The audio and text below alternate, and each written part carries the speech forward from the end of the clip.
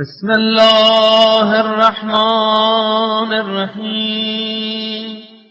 نام کتاب سلام بر ابراہیم، مصنف ابراہیم ہادی۔ روایتی ورزش، شہید کے دوستوں کا بیان۔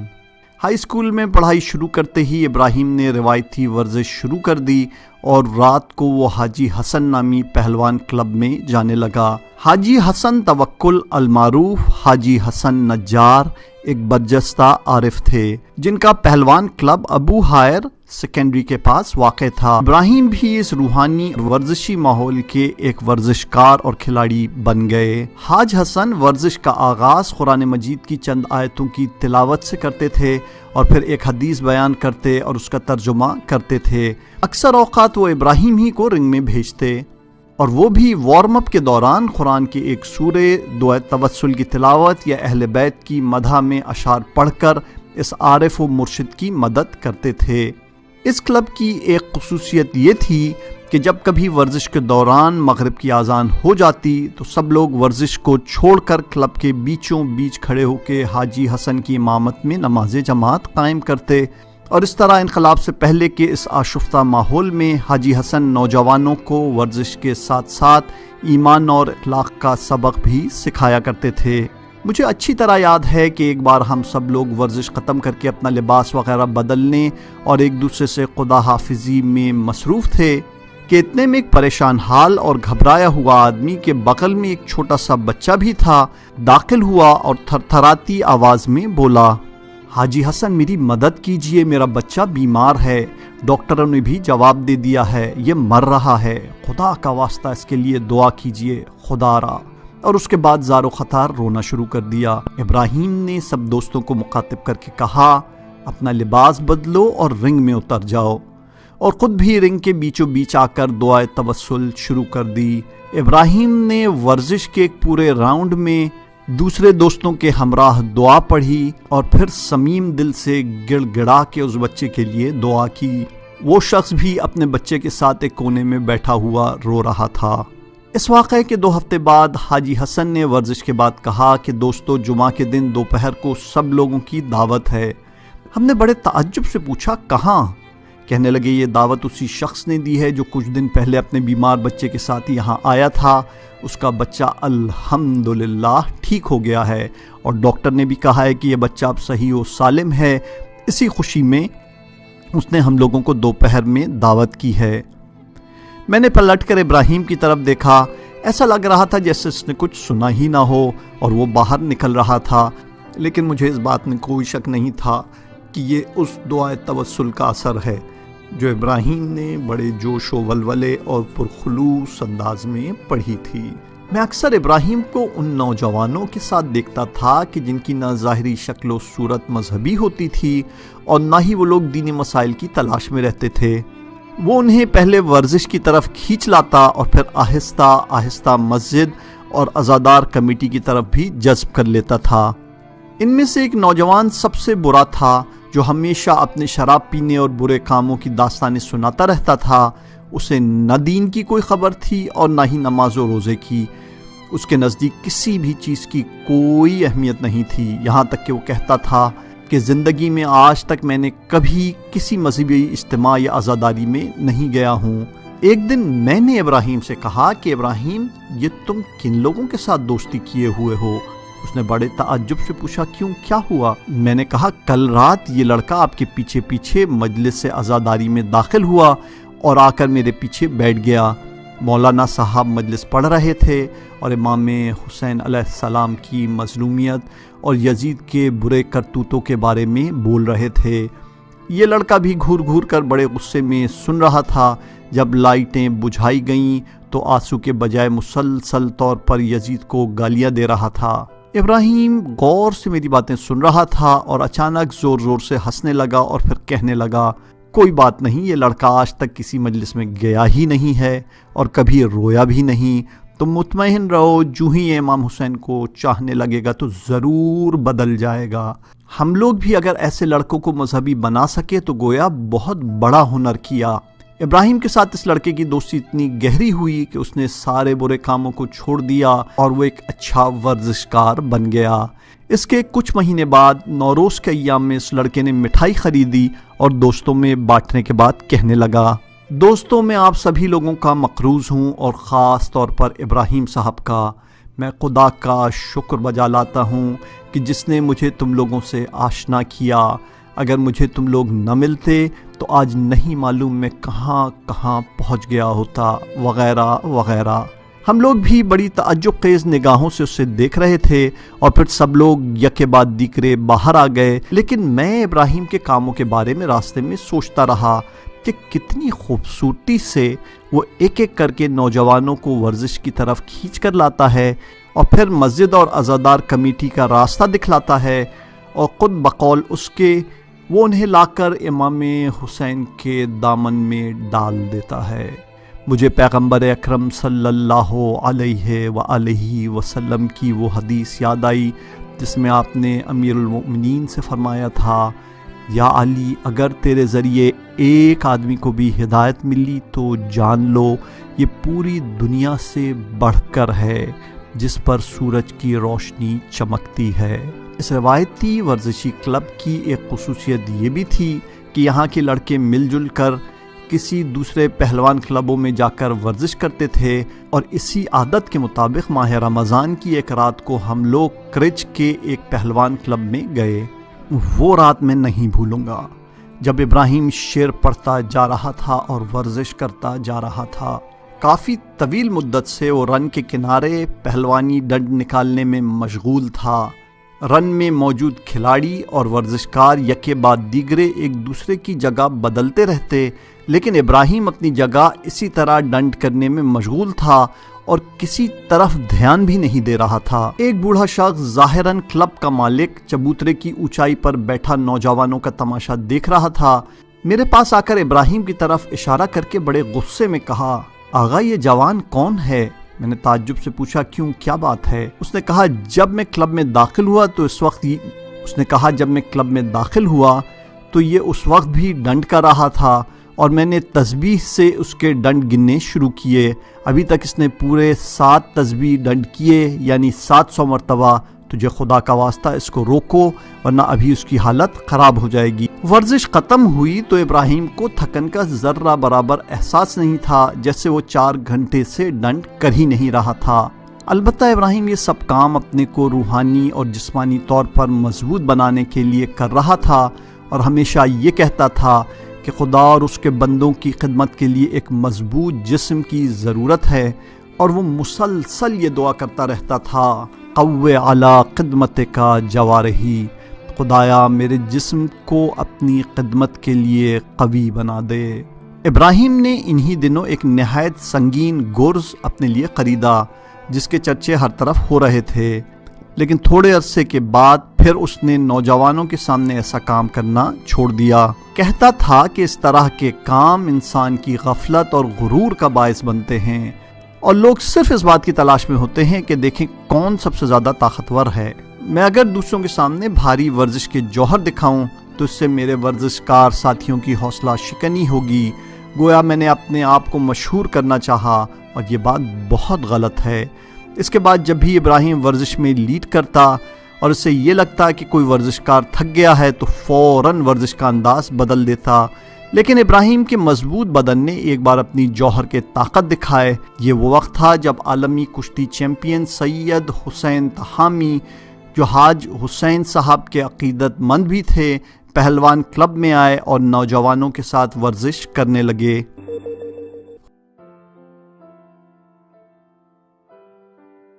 حسین اللہ کرم فرماتے ہیں کہ سید حسین تہامی ہمارے پہلوان کلب میں آئے ہوئے تھے اور نوجوانوں کے ساتھ ورزش کر رہے تھے۔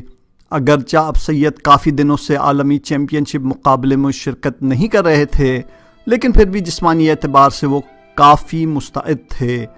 ورزش ختم ہونے کے بعد انہوں نے حاج حسن صاحب کی طرف رخ کر کے کہا، حاجی صاحب کیا کوئی میرے ساتھ کشتی لڑنے کے لیے تیار ہے؟ حاجی حسن صاحب نے جوانوں پر ایک نظر ڈالی اور کہا ابراہیم، پھر ابراہیم کو رنگ میں اترنے کا اشارہ کیا۔ عام طور پر پہلوانی کشتی میں جو بھی حریف زمین پہ چت ہو جاتا ہے وہ ہار جاتا ہے۔ کشتی شروع ہو گئی اور ہم سب لوگ تماشا دیکھنے لگے۔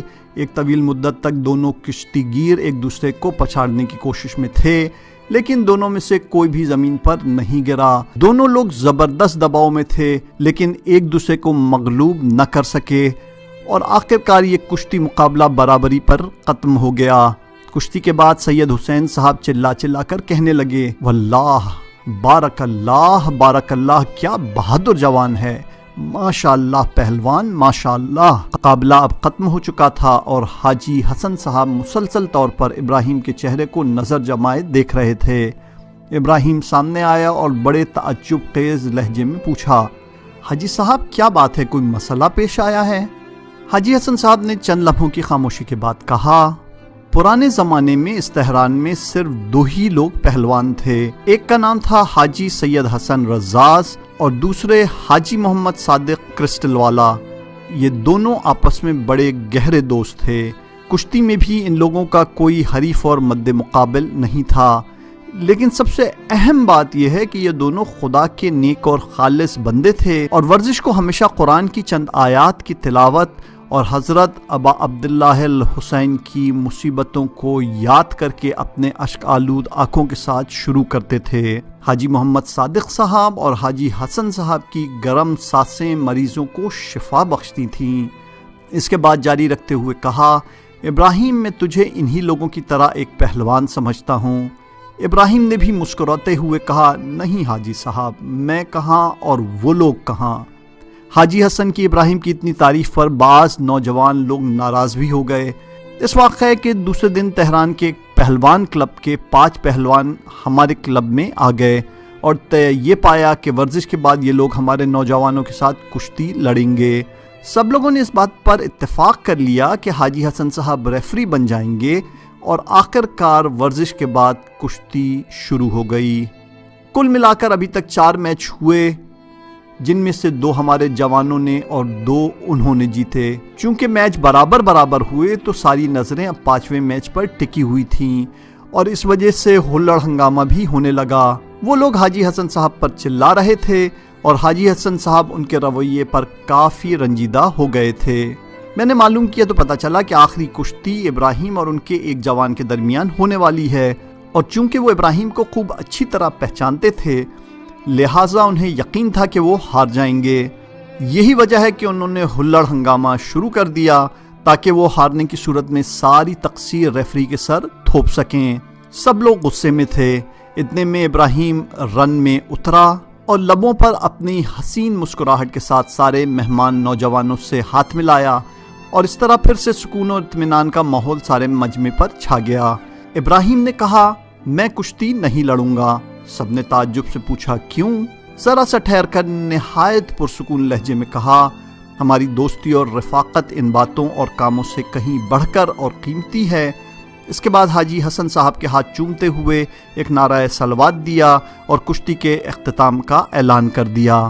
شاید اس دن جیتنے اور ہارنے والا کوئی نہ تھا، لیکن حقیقی جیت ابراہیم ہی کی تھی۔ اور جب ہم لوگ کپڑے بدل کر نکلنے کی تیاری کرنے لگے تو حاجی حسن صاحب نے ہم سب لوگوں کو بلایا اور کہا، اب تم لوگ سمجھے میں ابراہیم کو کیوں پہلوان مانتا ہوں۔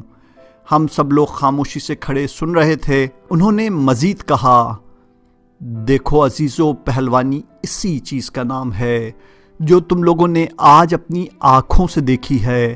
ابراہیم نے آج اپنے نفس سے کشتی لڑ کر جیت حاصل کی ہے۔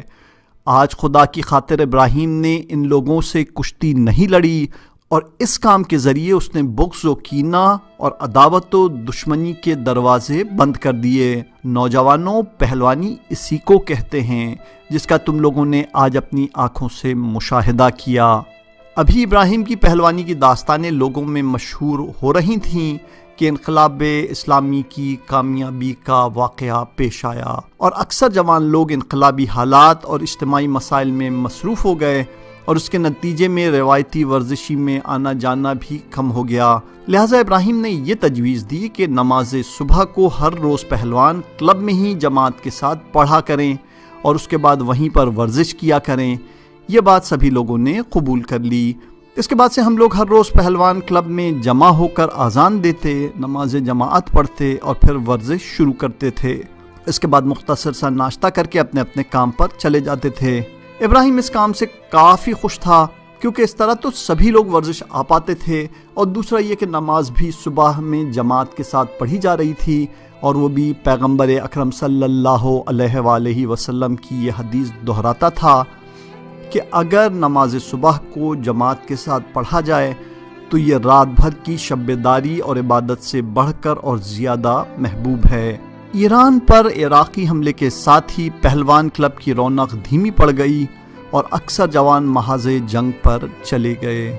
اب ابراہیم بھی بہت کم تہران آیا کرتا تھا۔ ایک مرتبہ وہ اپنا سارا ورزشی سامان جمع کر کے اپنے ساتھ لے گیا، اور اسی جنگ زدہ علاقے میں اس نے اپنے روایتی ورزش کی بساط پھیلا دی۔ حاجی حسن صاحب کا پہلوان کلب حقیقی پہلوانوں کی تربیت کرنے میں مشہور تھا۔ ابراہیم کے علاوہ اس کلب میں اور بھی کافی سارے جوانوں نے بارگاہ الہی میں اپنی پہلوانی کے جوہر دکھائے تھے۔ انہوں نے اپنے خون کے ذریعے اپنی ایمان کی حفاظت کی، اور یہی بات حقیقی پہلوان ہونے کی سب سے بڑی علامت ہے۔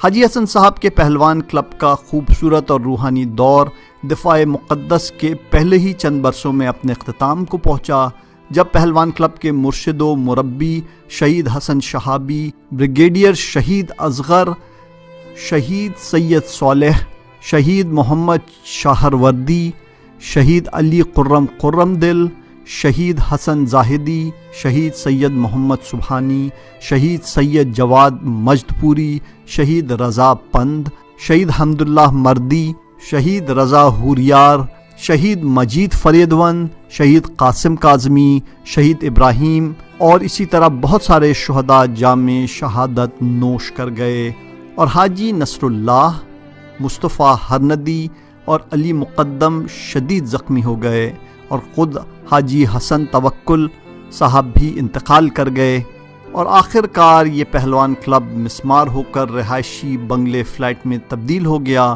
اور اس طرح یادوں کے اوراق میں پیوست ہو گیا۔ یک نفری والی بال۔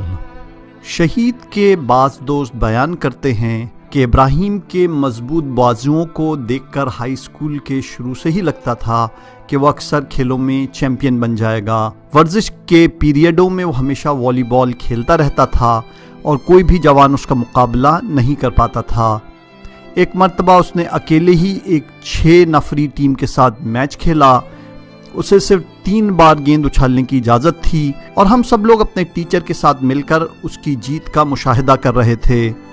اس دن کے بعد سے ابراہیم معمولاً یک نفری والی بال میچ ہی کھیلتا تھا۔ چھٹی کے دنوں میں ہم لوگ 17 شہریور نامی سڑک کے فائر اسٹیشن کے پیچھے کھیلا کرتے تھے، اور بڑے بڑے دعوے دار ابراہیم کا مقابلہ نہیں کر پاتے تھے، لیکن ابراہیم کی والی بال کا سب سے بہترین واقعہ گیلان غرب نامی شہر میں جنگ کے دوران کا ہے، جہاں والی بال کا ایک میدان تھا اور جس میں نوجوان کھیلتے تھے۔ ایک دن کچھ افراد منی بسوں پر سوار ہو کر گیلان غرب کے جنگی علاقے کے دورے پر آئے، جن کے سرپرست محکمہ کھیل کود کے رئیس جناب داؤدی صاحب تھے۔ داؤدی صاحب ہائی اسکول میں ابراہیم کے ورزش کے استاد رہ چکے تھے۔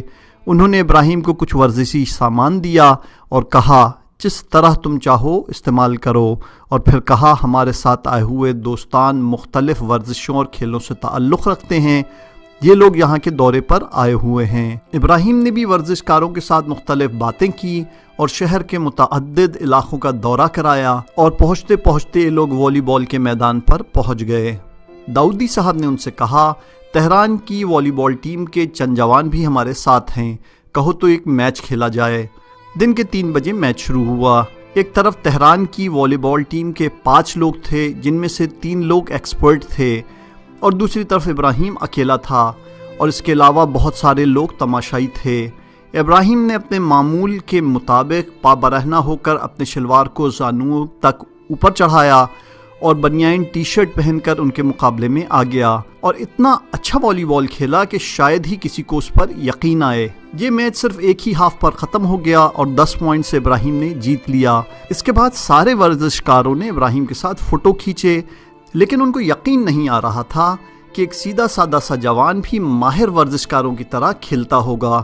میں نے ایک دن دو کوہا کے فوجی کیمپ میں جوانوں کے سامنے ابراہیم کے والی بال کھیلنے کی داستان سنائی تو ایک دوست جا کر والی بال لے آئے اور پھر ہم نے 2 ٹیمیں تشکیل دیں اور ابراہیم کو بھی بلا لیا۔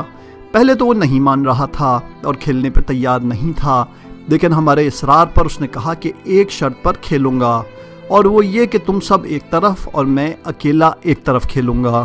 کھیل ختم ہونے کے بعد کچھ کمانڈروں نے کہا کہ آج تک ہم لوگ اتنا نہیں ہنسے تھے جتنا آج ہنسے۔ ابراہیم جب والی بال پر شاٹ مارتا تھا تو چند لوگ والی بال کی طرف دوڑتے تھے اور ایک دوسرے سے ٹکرا کر زمین پر گر جاتے تھے۔